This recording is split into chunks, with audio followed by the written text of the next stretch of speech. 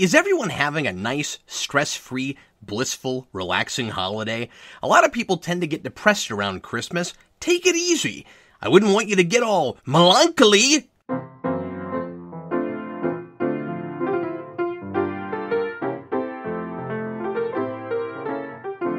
The following is an in-depth story analysis. If you haven't seen this film, you might want to before watching this review.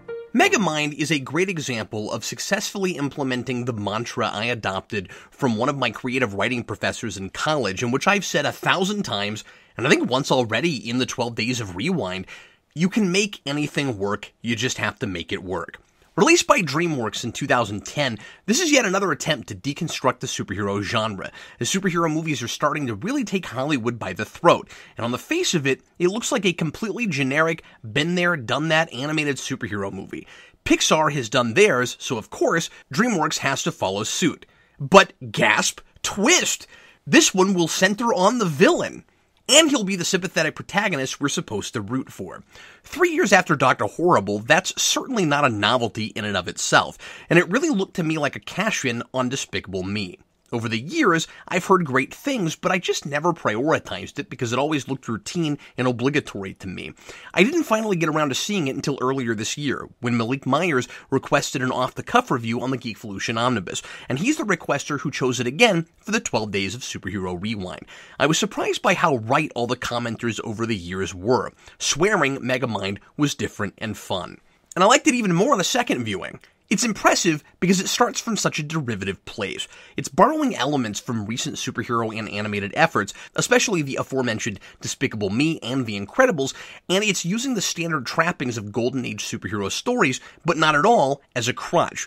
Megamind smartly starts from a really familiar place, is keenly aware that we've all been there before, and then completely decimates our expectations, both in taking the story in a totally different direction than I thought it would go, and in being really character-driven. It either takes a really bold risk in looking generic and using that perception to surprise the audience, or it's marketing itself on ideas and imagery that have proven to be successful lately, and it just so happens to be made by really competent storytellers. Either way, it has the same attitude as its protagonist. It's all about the presentation. The movie is self-assured, high energy, and has a fantastic command of narrative. Every scene matters and is building on the last, and the story never takes a back seat to the humor. It does get slapsticky, but Megamind is a bumbling character, uncoordinated and socially awkward, so the pratfall jokes don't feel intrusive. It's a tightly woven, well-thought-out story that never loses my interest, partly because it keeps me guessing, and partly because this initially well-worn setup creates a fresh and entertaining tone all its own. It's not a throwaway superhero parody. There are nods and parodies of Superman lore, and the movie starts in a Superman place, with not one but two aliens from other planets who both crash on Earth at the same time and are supposedly destined for greatness. But hilariously, Megamind, a genius even at 8 days old, who can apparently remember everything all the way back to the womb, missed the greatness part when his Jor-El-esque dad told him who he's supposed to become. There's the amusing Space Dad bit, where Megamind uses his personal hologram to pretend to be Titan's father from another planet, and he's doing a crappy Godfather-esque Marlon Brando impression. But the goal of the movie isn't overall to just make fun of Superman or anything else, though there are subtle nods to other superhero things. This is an alternate Superman story, told with stand-in characters the movie develops and makes unique unto themselves. Like Supreme Power, but not relentlessly dark and mortifying. I like the choice to use a familiar superhero origin, and what better for a Golden Age deconstruction than the character that started the phenomenon, rather than trying to reference every property under the sun. Again, it's smart about the derivative stuff. Instantly, we can't help but guess where things are going. After the economical opening to establish the hero and villain's origins, I mean the perceived hero and villain, the villain in fact is the hero of the story by the end, and thematic thrust of the story, I thought the whole film would be like Dr. Horrible, a struggle between the villain, our POV character, against his nemesis, Metro Man, who we wouldn't root for even though he's supposed to be the good guy. Everything is in place for that story. Sympathetic villain, raised in a prison, which is hilarious, that's where his ship crashes, who is only bad because society puts him in a box and he doesn't think he has any other options. Superhero who is raised with a golden spoon in his mouth because his ship happened to crash inside an opulent mansion, who is arrogant, looks down on the little people he gives public speeches to, and always wins because that's the rule of universal law in superhero fiction. They fall into their roles. Luck of the draw. Megamind isn't truly evil, he's just expected to be, and so he falls in line. Likewise, Metro Man isn't inherently noble or fighting for justice, really. He just has superpowers and infinite resources, and it's easy, so he does it. He's what a lot of people who have never read or watched good Superman material perceive Superman as sometimes. I figured Megamind would try to show the world that Metro Man is a fraud or something, and I really did expect him to become a superhero himself. Remember, his birth father said he was destined for greatness, and he does have the Superman origin along with Metro Man. That is what happens, but I didn't call it by the end. I thought it had moved away from that, even though that's what I initially expected, because the movie throws me so many curveballs, but logical ones, that naturally emerge from a story driven by characters' actions and consequences. There are no cheap plot twists in this movie, and I was totally satisfied by the ending, even though it ultimately wound up in the same place I thought it was going. I'm thrown for a loop right away, when Metro Man is ostensibly killed and Megamind is suddenly free to rule the city. Because of course, the city's population is so used to the hero and villain doing the same song and dance every week, and I like that touch. It is a weekly kidnapping and world domination plot. They rely completely on Metro Man, and nobody knows what to do when he's gone. Culture of dependency, with an apparently inept police department, just like in 60s Batman. Dr. Horrible also satirizes that trope, but within a more tragic context. This is like Dr. Horrible if Billy never passed the point of no return. Megamind gets everything he ever wanted in the first few minutes after he accidentally seems to have vanquished his unvanquishable foe, like the rules have suddenly changed, while Billy in Dr. Horrible gets everything he's ever wanted, and there's even a song about it, when he finally does something truly horrible. And both discover ruling the world maybe isn't what they want most. Billy because he has to kill the girl of his dreams to take control, and Megamind because the fight for domination is more fun than the actual domination. Rather than a struggle between a hero and a villain, it's an existential crisis, which totally blindsided me. It's about the yin-yang hero-villain dynamic, but it accomplishes that by getting rid of the hero and making the villain have to cope with not having the other side of his coin to define him. Megamind then tries to create a new hero so he can go back to the way things were, because the grass is greener in the past now. He thought he hated getting beaten all the time, but he's starting to realize there's more to him than the archetype he's embraced. When the rules change, he finds his own emotional depth, but is desperate to return to that simpler existence, where he did what was expected of him. He lost, he went to jail, and then he did it all over again. Easy. Megamind is an unreliable narrator to some degree. He tells his genetically engineered fish minion, named Minion, which may or may not be a direct reference to the now obnoxiously popular Minions in Despicable Me, that there's no point to life without challenge. Running the city into the ground and wreaking constant havoc is too easy because there's no hero to stop him. And that rings true. People tend to thrive through adversity and stagnate when everything goes their way. Except he wasn't really thriving before. He just went through the motions, as Metro Man says later. And like Buffy in her musical. This just keeps reminding me of Joss Whedon projects where people burst into song. Life for Megamind was actually easier before, because he had a roadmap and it was predictable. As he says, he has no purpose now. It isn't really, I don't think, that Metro Man challenged him, or maybe even that he defined him. I think it's more that he was comfortable with the clearly defined role he had accepted, and has no identity without that. And because he's not actually evil, so he derives no real joy terrorizing and oppressing people, except for perhaps the small bit of catharsis he gets from putting restrictions on people. I like the posters that say, "No, you can't." That sums up Megamind's whole life experience. And at one point when he's pleading for Roxanne to talk to him, that poster is featured pretty prominently in the background. "No, you can't." Because Megamind landed in a certain place when he crashed on Earth, looks a certain way, sounds a certain way, and is so much smarter than most people, he's been told his whole life what he can't do. And that's led him to an unhealthy obsession with destiny.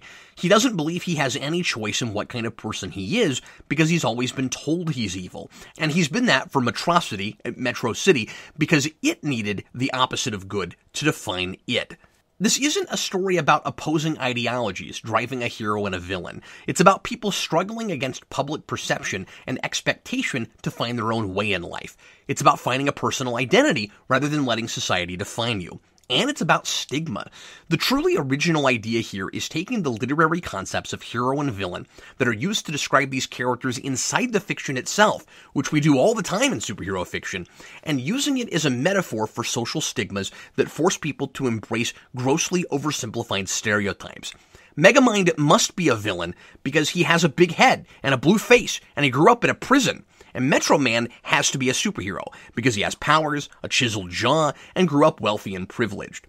There's a commentary on social class politics here that I really like, and it doesn't read preachy because it's in the background and it starts from a wonderfully absurd place. It does a great job of maintaining a believable internal logic while including completely ridiculous plot points like that. The kid just lands in a prison and is treated like a criminal his whole life. Yeah, Bane was raised in a prison too, but he was born there and forced to pay for the sins of his family. This is just simplified to the point of hilarity, which works fine in a world where all the bad guy has to do is turn the hero into a skeleton and proof he's operating out of City Hall and running everything. Megamind is a cross between, and I can't believe I'm saying this, Bane and Mojo Jojo from the Powerpuff Girls. He was raised in a prison, doesn't even know what windows are because he was raised in darkness, although the school Metro Man went to that Megamind got to take field trips to did have windows, so I actually don't think that makes sense, but whatever. Like Bane, he was isolated from society and decided that if he couldn't be part of it, he would rule it, though for very, very different reasons. Bane, in the comics anyway, molds himself into a hardened killer and becomes the man he wants to be, the pinnacle of human strength and discipline, despite what anyone thinks of him. Megamind goes bad because of what people think of him, because he was bullied and never picked to be on anybody's team. And he's also Mojo Jojo because when he finally rules the city, he's bored with it. He likes trying to rule the city more than he likes actually being in charge. But with Mojo, that's because he likes destruction, even though it turns out life under his rule really does rock, which is true of Megamind too once he falls in love and starts finding himself. Megamind doesn't crave destruction or even fights with superheroes, though that's what he thinks he wants at first. What he really wants is to belong somewhere and feel like himself. And being the bad guy was the closest he could get to that in a world that wouldn't accept him and told him he was evil. Every character in this movie is put in a social box they don't want to be in, and they all wind up in different places because of how they choose to react to that. It turns out Metro Man has the same problem Megamind does. Society has told him who he is, and so he's obeyed. But being a superhero doesn't agree with him any more than being a villain, and he instantly becomes somewhat sympathetic when he's reintroduced to the story after we're led to believe he's dead, which I bought hook, line, and sinker. This is the second place the movie totally got me, and I love that for several reasons. First, because it takes all my assumptions about Metro Man as a vain, self-aggrandizing, Captain Hammer-like punk and shatters them, in a movie all about not judging books by covers. In my defense, though, he is still pretty self-absorbed and likes being in the spotlight. He just wants to be famous for playing the guitar instead of saving the day. And because he goes on his journey of self-discovery at the expense of the entire city, but I'll get to that a little later. The second reason I love this move is because I should hate it and I'm impressed that I don't. Bear with me, this is important. I was shocked that a kid's film from DreamWorks would fry its superhero alive 15 minutes into the movie, leaving a charred skeleton behind, and the fact that anything seemed to go in this movie is why it's hard to call. I thought that meant there were real stakes here, that it's a world that only thinks it's bound to standard comic book rules, like the good guy wins, the hero always gets the girl, etc., but it turns out the skeleton was a conspiracy by Metro Man to fake his own death, so he can break the vicious cycle of fighting the villain every week. No one dies in this movie, and it turns out that it really is a reality bound by standard Golden Age superhero mechanics. Or is it? It really wins me over on this, because it tells a real story with real consequences to characters' actions, with real stakes that progress the narrative, and makes these people come alive. And yet, like in Batman Return of the Caped Crusaders, which I reviewed a few days ago, all the rules still seem to apply at the end. It appears the rules had been broken there, too, when a drugged Adam West Batman beats clones of his enemies to a pulp and doesn't realize it's not really them, in a world where he'd never be allowed to do that because it would make him the bad guy. Here, we think Megamind has beaten Metro Man, which should be impossible because the hero always wins. But Metro Man didn't die. He left. And so Megamind never beat him. The rules remain intact all the way through, but the difference between this and Return of the Caped Crusaders is that in that movie, the same toys are all put back in the box at the end. Here, it's a different hero who wins, the guy who used to be the villain. Megamind quotes the rules like gospel throughout the movie. The villain doesn't win, the villain doesn't get the girl. At the end, Megamind finally ditches his forced persona and fights Titan, the villain he created in an attempt to make a hero to challenge him, not because he's trying to be a superhero, but because he genuinely just wants to do the right thing. Which makes him a hero, symbolized by the Metro Man facade he wears to trick Titan and being more of a hero than Metro Man ever was, because his heart is in the right place. So the movie ends exactly like a traditional rote superhero thing. The good guy does win, the bad guy does lose, the good guy does get the girl, the good guy gets a statue built of him, and presumably the city can't possibly get by without him now. But we don't get to that because it's the formula, like in Caped Crusaders. We get there organically. It really does feel like anything can happen as I'm watching it, and because I believe it, I don't care that it's a typically happy ending. The road there was anything but typical. And it kinda brilliantly reflects Megamind's arc, too. He learns that his free will trumps destiny. When he builds Titan, he's trying to force destiny back into play, but it doesn't work, because people's actions are what drive the future. Which is why, as Roxanne says, it's your actions that define you. She's like a way more fleshed out Rachel Dawes from Batman Begins. Yeah, I said it. So even though the ending conforms to the formula, it's not arrived too formulaically, which makes it seem like these characters are not in fact bound to those rules any more than they're bound to social stereotypes. Roxanne doesn't have to be in love with Metro Man, Megamind doesn't have to be Lex Luthor, and Minion doesn't even have to keep being a minion despite his boss refusing to be evil. Everyone has a choice. Yet it all does work out on paper, like it would if they were all forced into traditional comic roles. I love the ambiguity of this, that the rules still apply, but maybe only because Megamind makes the right call at the end, and I love that the movie gets away with it. The third thing I like about Metro Man still being alive at the end, I know I've been on this for a while, but it's getting me to some major points I wanted to make, is that it sets up another obvious direction for the story to go in. Tricks the audience into thinking that's what it's doing, and then subverts our expectations again. Basically, everything I expect to happen with Metro Man doesn't. I hadn't seen this in a while, and it actually got me with it twice. I forgot that Metro Man doesn't don his cape again, and it's in fact Megamind, disguised as Metro Man, who intimidates Titan. This isn't Metro Man's story, so that would have taken the wind out of Megamind's sails and pretended like he's a more significant player in the story than he is. But it also would have deflated the thematic core of the narrative. Megamind is finally going his own way by being the hero, and Metro Man is going his by not doing that. I also like that while it kind of plays like a cheap joke at first, there's a good reason narratively that Metro Man sucks at writing songs and playing music. Finding yourself, particularly after conforming to other people's standards your whole life, is hard.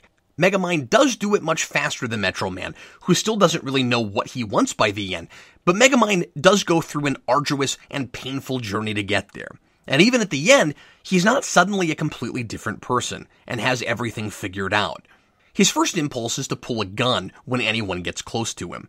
The movie is really thoughtful about this, and it's an important lesson that doesn't always come across well in children's films, even when it's attempted. Change is hard. You should be yourself, but you're not always going to understand what that means, and it's important not to force progress, because that's not progress at all. Like we see with Hal Stewart, a hilarious blend of Green Lantern names, by the way. He's essentially Andrew from Chronicle a couple years before that movie, except not quite as screwed up in the head or homicidal by the end.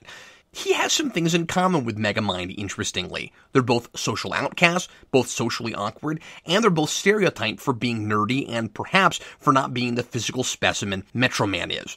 Though in Roxanne's defense, she doesn't reject him because of his looks, and I believe her when she tells Megamind, disguised as Bernard, that she would still date him if he had a big head and a weird color of skin, especially since she, does get together with him in his normal alien form at the end. No, she rejects Hal because he's creepy and insecure, and this is a strong, spunky Lois Lane type. This guy isn't ready for life stuff yet. He would need a sense of purpose before he was mature enough to get into a serious relationship like that, which is exactly what Megamind learns about himself and what he doesn't understand when he makes the disastrous mistake of encouraging and training Hal to be a superhero after he accidentally gives him Metro Man's powers. Like a confused and frustrated teenager just wanting everyone to like him instantly without going through the difficult steps to win friends and influence people, like gaining real earned confidence and learning how to put yourself aside and focus on another person, Hal wants everything right now. So when he suddenly has powers, just like Andrew in Chronicle, he looks for ways to use them to fix all his problems, like hoping desperately that Roxanne, who used to constantly get saved by her presumed knight in shining armor, Metro Man, will just like him because he has powers. He tries to recreate the famous romantic sequence in Superman, where Superman flies with Lois, accidentally lets her drop, and then catches her, and almost gets her killed. But this guy hardly cares, because it's not about her. It's about feeling good about himself, and being what he thinks society tells him he's supposed to be. So when that doesn't work, he does what Megamind did in his youth. He becomes the villain.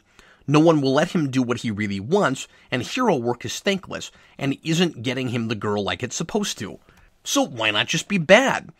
I like that Roxanne tells him he's a good guy. Before he gets powers, I think he is, or at least he's not a bad guy yet. He can be whatever he wants to, but he's amorphous, demonstrated by his addiction to video games. Hal isn't proactive, isn't landing on an identity, and he's frustrated that he can't get what he wants without working for it. Megamind sees him as putty he can mold to his will, but in fact he's a powder keg waiting to explode. He's Megamind's great mistake. It's Peter Parker letting the burglar get away. It's the irresponsible thing he does because he doesn't understand how his actions affect other people that will critically define him later as a hero. At first, it looks like a villain creating a hero, and then a villain creating another villain. But by the end, it's the classic hero who creates the villain, and I really like how this plays thematically, too. He decides to create his own hero when Roxanne says, "Heroes aren't born, they're made," which kind of sums up the point of the movie, and is cleverly embedded in an early scene in a different context, and never said again. You rock, movie, for not holding my hand with this stuff. Megamind doesn't understand what this means, and it's the key to everything for him. If he got this sentiment right away, the movie would be over. Neither heroes or villains are born. He's a villain because he made himself that way, chose to be that, and the same thing with the heroes. But he doesn't get that yet. He's still trying to guess at destiny. Megamind became a villain because he was put in a box by society and told he could only be that thing. And then he does the same thing to Hal. Except instead of giving in and doing what's expected of him, like Megamind does, and maybe as he figures he'll do because he's come to believe destiny defines all things through shallow character traits and physical attributes, Hal rebels. And now Megamind has created a monster. It's hard to say what Hal is after this, though. He goes to prison and is even in Megamind's old cell, and we just see him dancing around during Megamind's big press party. Has he learned anything from this experience? Will Hal start to grow up a little, even in prison, or is he Megamind's new villainous arch-nemesis that he'll do the Joker dance with until the end of time? I would have liked to know what Hal takes from all this moving forward, especially considering this didn't become an ongoing franchise. Which I wouldn't have needed to see, but I think it is part of the reason this movie has become a little obscure. Sure, The Incredibles didn't get a sequel for 15 years, but that remained in the public consciousness all that time, and Pixar is thought of practically like a franchise of movies in and of itself. A lot of people see every Pixar movie no matter what it is. Not as much with DreamWorks. They've made some good movies, but they don't have the same reputation and track record, and so even if a movie is great, it may not stand out among some others in the same genre. And I appreciate that this is one solid standalone film. Perhaps a good sequel could be made, but the premise would be immediately different, because it's no longer a movie about a villain who finds himself as a hero. It's about a hero who knows what he wants and just looks and sounds like a villain. The movie performed moderately well, and maybe even enough to warrant a sequel, but that's not a thing I ever need to see. I don't know, maybe you could do a movie about Metro Man and all the different careers he tries before he lands on another natural talent. Or maybe he sucks at everything except being a superhero, but really doesn't want to be a superhero, so there seems to be no place for him. Maybe he becomes an actor and stars in superhero movies. Yeah, you can make anything work, but I am not seeing a great sequel in this right away. As much as I like how Metro Man is used thematically, I do think, and I'm not sure how exactly you'd avoid this without drastically altering the story, that he's a little less sympathetic ultimately than the movie intends for him to be. The idea that he has to figure out how to go his own way, just like Megamind, and that's why he doesn't join the big fight at the end, is great on paper. But it comes off pretty selfish, and I don't know if that's intentional. I guess the idea at the end is supposed to be that he's watching Metro Man on his TV in his Fortress of Solitude, and maybe he would have shown up to help if things got worse, but that, as he says to himself disguised in the crowd at the end, he knew he could do it. Like he understands Megamind's dilemma and doesn't want to interfere with his quest to find himself. But he's putting a lot of people in danger by not helping, considering his powers, and that there's no one else who can or is even trying to take Titan on. And then there's the way he leaves things at the beginning. Just so he can hang up the superhero gig without anyone bothering him and start his crappy music career, Metro Man lets Megamind think he's won and doesn't stand in his way when he takes over the whole city, turning people into slaves, blowing stuff up, and generally terrorizing people. He hands the city over to a despotic madman and doesn't really suffer any consequences for it. Maybe that scene of the crowd is supposed to suggest that this was all an elaborate scheme on Metro Man's part, that he knew Megamind so well, Metro Man knew if he let Megamind take over, he would eventually give up being a villain and become Metro City's new hero. I hope that's not what it is, though. This movie is too smart for that kind of retroactive nonsense. Metro Man is effectively an unpredictable plot device, but there's just enough characterization there that it's easy to miss. I want to mention a couple of other really small criticisms. These are kind of amusing technical inconsistencies in the plot, and they're both about the holographic projector of all things. When Megamind uses it to pretend to be Bernard, he uses his real voice, so we won't hear someone besides Will Ferrell voicing his character for too much of this movie. And of course, you need that to develop the wonderful chemistry, and you want his real voice for all that great banter with Roxanne, who I completely buy falls in love with him, and he with her, after just being a token damsel in distress to him at the beginning. I love that neither of them thinks twice about the other until circumstances force them together in a new context. Anyway, when Megamind pretends to be the prison warden, he has J.K. Simmons' voice. But he doesn't have Bernard's real voice. I guess that's so Simmons gets more lines, because otherwise he'd be kind of a waste. It's odd that he goes back and forth like that. Weirder, though, is that Minion doesn't use his own holographic projector when he and Megamind are pretending to be Space Dad and Space Stepmom, when they're training Hal to be a superhero. That's one of the only jokes that comes off real contrived to me. He wears an apron on his robot Krang-like body and a hat on top of his fishbowl. But then at the end, he helps save the day by going up against Titan and disguising himself with his own holographic projector as Megamind, in an epic, ultimately non-sacrifice. Which is one of the funniest bits in the movie, when he pretends like he's going to die, and then Megamind just throws him in a fountain right behind him. Drama queen. The voice cast is top-notch, and everyone's perfect for their roles. So perfect that a couple actors I'm familiar with were totally unrecognizable to me, like Tina Fey as Roxanne, and she'd be a great voice for Lois Lane, and a couple that I even thought were other actors. I thought Metro Man was George Clooney, but it's Brad Pitt. I think kind of doing a George Clooney, and his character totally looks like Clooney. And I thought Minion was voiced by Patton Oswalt, but it's David Cross. Will Ferrell is having the time of his life, playing ultra-theatrical and over-the-top, but it's always tempered with a real emotional foundation, and the movie does a great job of working his comedic sensibilities into the movie in an organic way, especially the silly way he pronounces some words, like shul. Those gags are never overused, they're always funny, and they come from an actual character place. This guy grew up in a prison and hasn't heard some words pronounced out loud. Bane read a lot in prison too. I wonder if he ever has that problem. I don't totally get the shul thing, though. We see the school he field tripped to, and the sign is scuffed up, seeming to imply that's why he says shul instead of school, but it's the H that's marked out, not the C. So wouldn't he just say it correctly? The script is tight, the characters are memorable, it transcends the derivative superhero stuff, and I'm never sure where it's going next. It presents its message about being yourself in a thoughtful and fresh new way.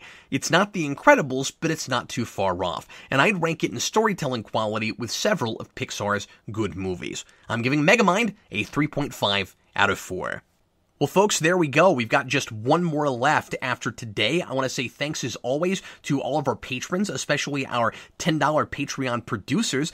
And if you would like to support Geekvolution and Superhero Rewind, go to patreon.com/Geekvolution, and at just the $2 tier, you can get early, regular episodes of Superhero Rewind and access to our twice-monthly uncensored talk show, Geekvolution After Dark. And you can also become one of the aforementioned Patreon producers at the $10 tier. And let's say thanks to all of them right now, including David Harpstrite, Dylan Muschiello, Nick Manna, Eamon Singleton, Cletus Winslow, Remy LeBlanc, Derek Jacob, The Day Ghost, Michael Gulick, Magpie's Nest Productions, Kareem Roberts, Lot 10 Underground, Michael Mark Micheletti, Carl Maxey, Dimitri J., John Johnson, Jacob Schneider, Nathan Handford, Aram Zangana, Joey Crouch, Sartaj Govind Singh, Ethan, Guidi, Caleb, Malik Myers, Lone Wolf Jedi of Gotham, Chewbacca's Lover, David Crabtree, Simeon Scott, Justin Hayes, Marie Flowers, Clark Whitfield, Ian McKee, and Jeffrey Patron.